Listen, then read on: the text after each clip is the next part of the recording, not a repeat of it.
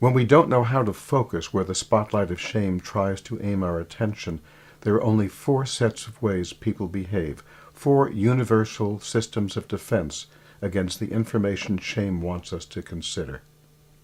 These 4 modes of response can be arranged in the shape we call the compass of shame. The 4 poles of this compass are withdrawal, attack self, avoidance, and attack other. At each pole is a library of responses or scripts for things to say and do when shame strikes and we don't know how to deal with it honestly. At the withdrawal pole are all the ways we try to conceal ourselves to prevent others from having what we fear is yet another reason to hold us in contempt because some sort of weakness or defect has been exposed. I am hardly human anymore. At this attack self pole of the compass are scripts we can follow that show us how to accept the idea that only through a reduced status in life can we have any relationships at all. Can I wipe off your forehead? The withdrawal and attack self poles produce peculiar and highly specific ways of living small, living a diminished life.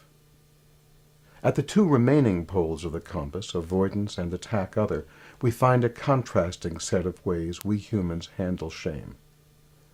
At the avoidance pole are those who know that shame feels awful, but rather than look where the spotlight of shame directs their attention, they decide to evade the feeling, to make it go away so they don't have to pay attention to it.